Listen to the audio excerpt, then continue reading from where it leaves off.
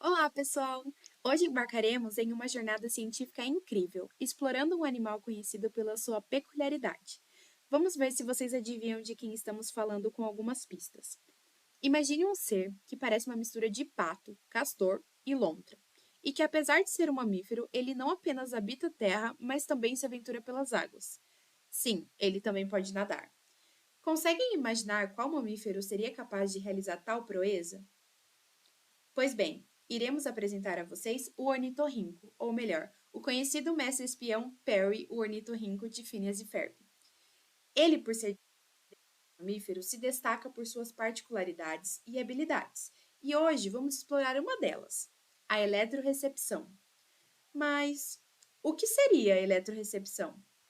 A eletrorecepção refere-se à capacidade de detectar campos elétricos no ambiente, enquanto os sentidos comuns, como a visão e a audição, dependem de ondas de luz e som.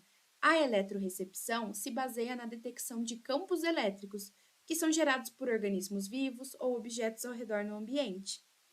Essa habilidade pode ser observada em algumas espécies de peixes e também é muito comum no ornitorrinco, que se utiliza dela para detectar presas, encontrar obstáculos e, surpreendentemente, navegar em ambientes subaquáticos com notável destreza.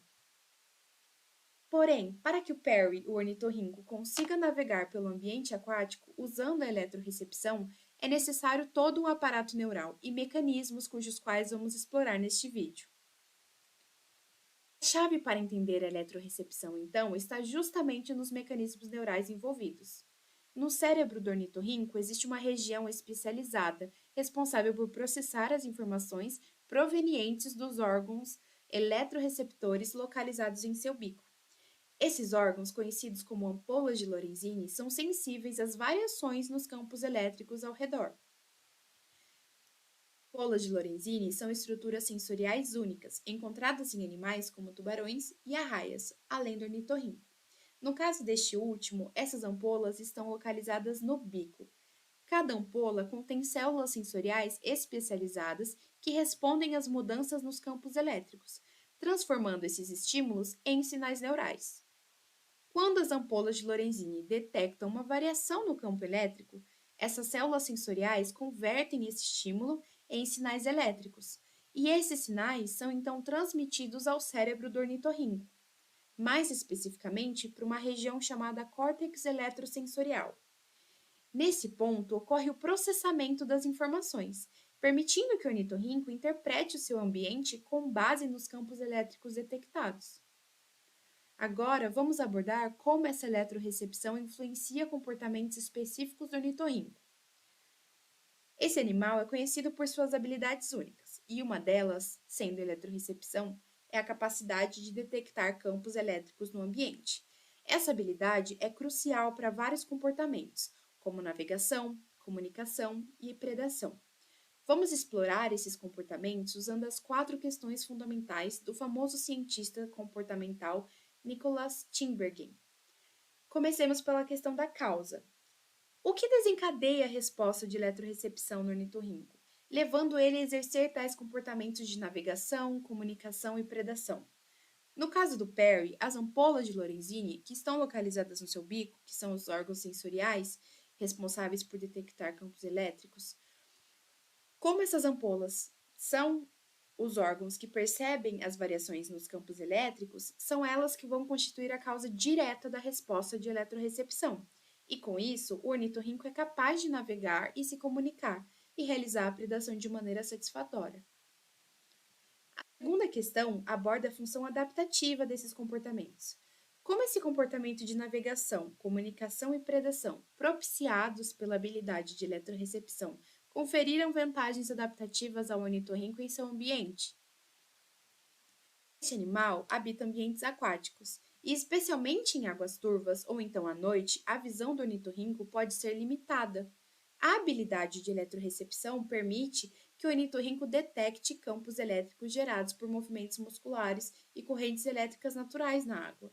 Isso lhe dá uma capacidade única de navegar e se orientar em seu ambiente, evitando obstáculos e identificando rotas seguras. Mesmo que ainda seja um campo de estudo em desenvolvimento, alguns cientistas sugerem que a eletrorecepção pode também desempenhar um papel na comunicação entre os ornitorrincos. Isso seria uma vantagem adaptativa significativa, já que permitiria que eles se comunicassem em ambientes onde os outros meios de comunicação são ineficazes. Por exemplo, em águas escuras, onde os sinais visuais e sonoros podem estar limitados. Então, a capacidade de detectar e responder a campos elétricos pode ser uma forma muito eficiente de comunicação, especialmente durante a época de acasalamento ou então para alertar sobre perigos. Além dos pontos discutidos, vale lembrar que a eletrorecepção é fundamental para o comportamento de predação do ornitorrinco. Ao caçar, ele fecha seus olhos, os seus ouvidos e o nariz, confiando quase exclusivamente na eletrorecepção para localizar presas, como crustáceos, insetos aquáticos e peixes pequenos. Essa capacidade permite que o ornitorrinco detecte suas presas através dos campos elétricos gerados pelos batimentos cardíacos ou movimentos musculares desses animais. E isso é uma vantagem adaptativa importante em ambientes aquáticos, onde as outras modalidades sensoriais podem não ser tão eficientes devido à falta de visibilidade ou ao silêncio do ambiente subaquático. A terceira questão de Tinbergen nos mostra como a habilidade da eletrorecepção se desenvolve ao longo da vida do ornitorrinco, especialmente em relação aos comportamentos de navegação, predação e comunicação. Os ornitorrincos jovens demonstram uma habilidade inicial um pouco menos refinada de eletrorecepção, o que implica um processo de aprendizado e aprimoramento à medida que crescem. Esse desenvolvimento progressivo é muito importante para que eles aprimorem comportamentos essenciais, como a navegação eficiente em ambientes aquáticos, a predação mais precisa de pequenas presas e possivelmente formas mais sofisticadas de comunicação. À medida que os ornitorrincos amadurecem, a sua capacidade de interpretar e reagir a campos elétricos complexos se aperfeiçoa, melhorando a sua competência em todos esses comportamentos vitais para a sua sobrevivência. Por fim, a quarta questão de Tinbergen nos leva a investigar a evolução filogenética da eletrorecepção no ornitorrinco. Esta habilidade não evoluiu durante a vida de um único indivíduo, mas sim ao longo de eras evolutivas. Ao examinar a árvore filogenética, percebemos que a eletrorecepção é uma característica ancestral entre os monotrematos, grupo ao qual o ornitorrinco pertence. A presença dessa habilidade ao longo do tempo sugere adaptações evolutivas significativas que conferem vantagens em ambientes específicos. No contexto do comportamento de navegação, predação e comunicação, a eletrorecepção teria oferecido aos ornitorrincos ancestrais uma vantagem distinta em ambientes aquáticos, facilitando a busca por alimentos, a interação com outros membros da espécie e a habilidade de se mover de forma eficaz em espaços complexos e potencialmente perigosos.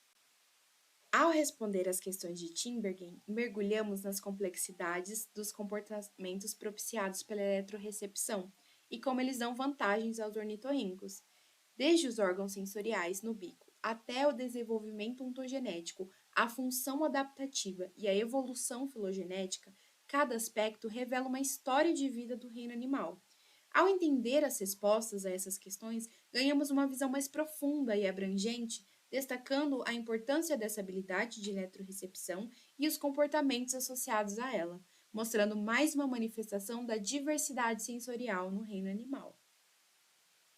Agradecemos por nos acompanhar nesta missão científica e esperamos ansiosamente pela próxima oportunidade de explorar juntos os segredos da natureza.